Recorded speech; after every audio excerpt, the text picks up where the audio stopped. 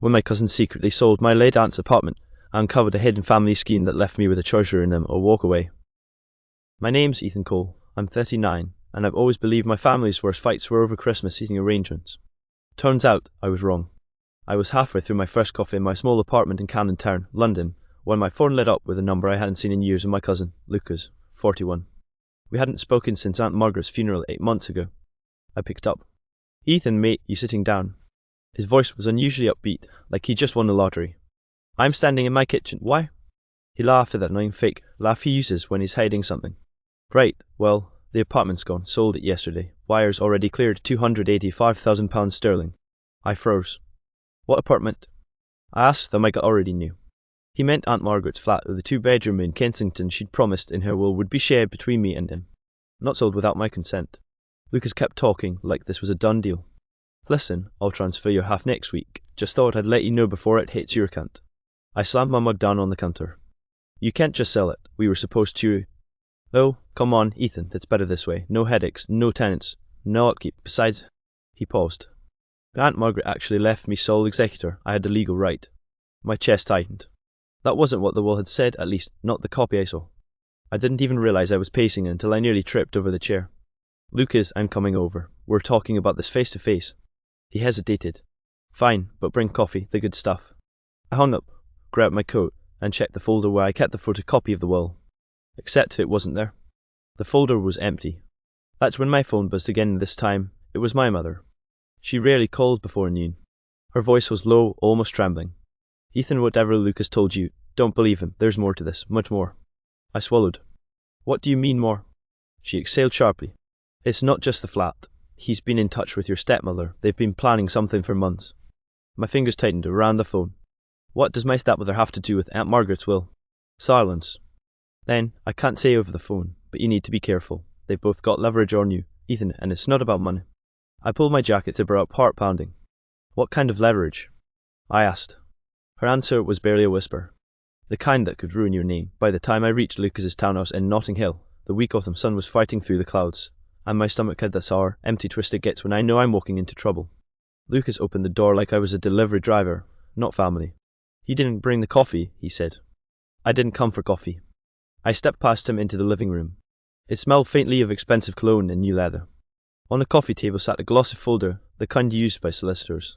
Before I could speak, the sound of heels clicked on the marble hallway floor. Charlotte, my stepmother, emerged, perfectly dressed in a cream suit, her blonde hair pinned into a neat chignon. The last time I'd seen her was at my father's memorial 3 years ago. She'd been polite but cold, as if she couldn't wait to be rid of me. "Ethan," she said with a smile that didn't touch her eyes. "How unexpected." "Apparently not for you," I said. "What's going on here?" Charlotte and Lucas exchanged a glance. He gestured toward the armchair. "Sit, we'll explain everything." I stayed standing. Charlotte set her handbag on the table, unzipped it, and pulled out a stack of papers. The will you saw, Ethan, wasn't the final one. Margaret updated it 2 months before her death. She left the flat entirely to Lucas as the executor. He had full discretion to sell. I laughed a short, sharp sound. "Right, and I'm supposed to take your word for it." Lucas slid the glossy folder toward me.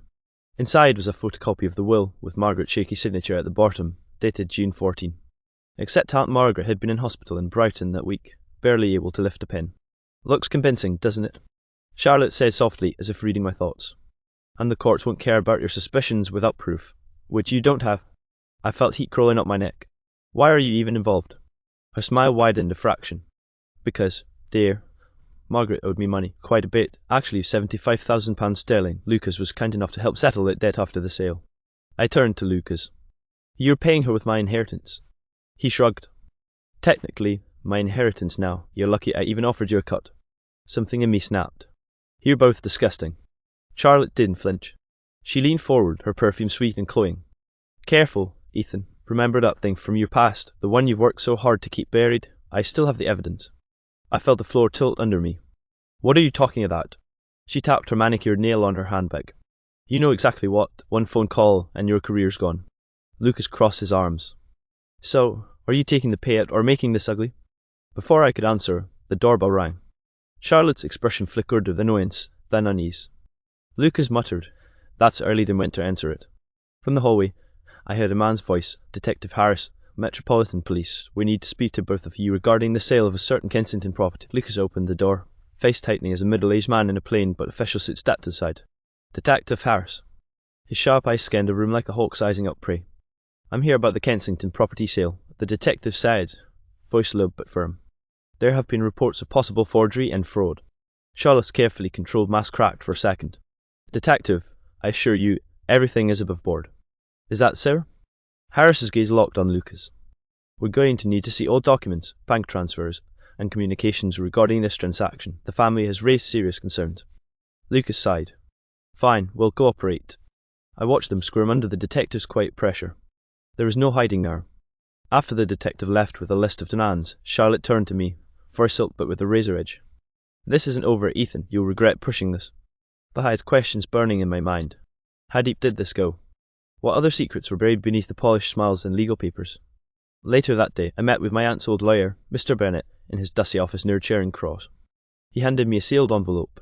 This was the last version of your aunt's will before it mysteriously disappeared from her files. My hands trembled as I opened it. Inside was the original will, one that clearly stated the flat was to be shared equally between me and Lucas, with me as co-executor. I looked up. "So, someone replaced this?" Mr. Bennett nodded gravely. "And we have reason to believe Charlotte and Lucas were involved." Later that evening, my phone buzzed with a message from my mother. "Watch your back, there's more at stake than money. Charlotte's been manipulating everyone for years." I felt the weight of betrayal settle on my shoulders.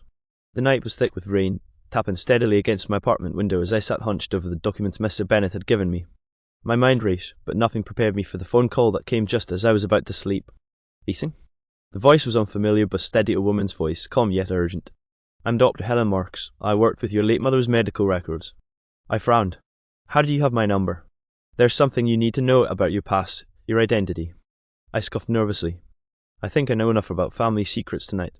"No, this changes everything. You are not who you think you are." My heart skipped. "What do you mean?" She sighed. "You were adopted. Your biological mother was Aunt Margaret." The room spun. My hand shook as I gripped the phone. "That's impossible," I whispered. "Margaret was my aunt. How could she be my mother?" "Because she couldn't keep you," Helen said softly. "She was forced to give you up for adoption after a scandal decades ago. Charlotte has kept this from you and used it to control you." My blood ran cold. "That means it." "Yes, Charlotte isn't just your stepmother. She married your adoptive father later and has been manipulating your entire family to keep you under her thumb." Tears stung my eyes, but rage took over. All those years, all the lies. Charlotte's smile, Lucas's betrayal, it all made sense now. I clenched my fists. This wasn't just about money or property anymore. It was about truth. And I was ready to fight for it. I stood in the kitchen of my mother's small flat in Hackney, watching her prepare dinner like nothing had changed. But everything had. "You knew?" I asked quietly. She nodded, slicing carrots with deliberate calm. "I wanted to tell you, Ethan, but Charlotte threatened me, said she'd ruin you completely if I did." I clenched my jaw. "And Lucas, is he in on this too?" She hesitated.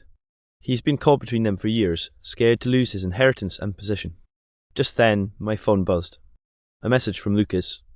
"We need to talk. I didn't know everything. Meet me at the old cafe on Portobello Road, midnight." My heart pounded. Was this a trap or a chance for answers? At midnight, the dim light of the cafe flickered as Lucas slid into the booth opposite me. His face was pale, exhaustion and fear in his eyes. "I didn't want to hurt you, Ethan. Charlotte's been blackmailing me too. She has files, emails, photos. I'm trapped." I leaned in. "Then help me take her down." He nodded, pulling out his phone. "I have recordings, conversations where she admits everything of the forgery, the threats, the manipulation." A fragile alliance was born in that dim cafe. But could I trust him? As I walked home, rain slicked the cobblestones and the city felt colder than ever. One thing was clear, the family I thought I knew was a web of lies. And I was right in the middle. The glow of my laptop lit the dark room as Lucas and I sifted through the files he'd risked everything to share. Every email, every phone call painted a damning picture of Charlotte's web of deceit, forged wills, hidden debts, even threats against my career. "Look at this," Lucas said, voice barely above a whisper. "She's been siphoning money from Aunt Margaret's estate for years." My stomach churned. Charlotte had manipulated my family not just emotionally but financially, stealing tens of thousands of pounds, using that to control everyone. We made a plan to take the evidence to Detective Harris. No more shadows. The next morning, at the police station, I felt exposed but resolute. Charlotte's smug face in the CCTV footage haunted me, but now the tables had turned. Hours later, Harris looked up, eyes sharp. "This is enough to reopen the investigation. Charlotte will be charged with fraud, coercion, and forgery." A weight lifted. But the battle wasn't over. That evening, my phone buzzed again. A text from an unknown number. "You think you've won? This family isn't done with you yet." I smiled grimly. Whatever came next, I was ready to fight for the truth and for justice. The courtroom was packed, the air thick with tension.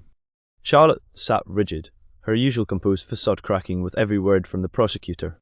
As the evidence unfolded, forged wills, secret bank accounts, threats, the jury listened in stunned silence. Lucas's testimony was shaky but honest, a stark contrast to Charlotte's cold lies. My mother held my hand tightly, tears streaming as the truth finally surfaced. When the verdict came, guilty on all counts, relief and vindication washed over me like a tidal wave. Afterward, I stood outside the courthouse, the chilly London wind biting my face. I thought about Aunt Margaret, the woman who'd loved me silently, whose secrets nearly destroyed us all. Lucas approached, looking humbled. "I'm sorry, Ethan, I should have been stronger." I nodded. "We'll rebuild, together." For the first time in years, I felt something I hadn't dared hope for: a peace.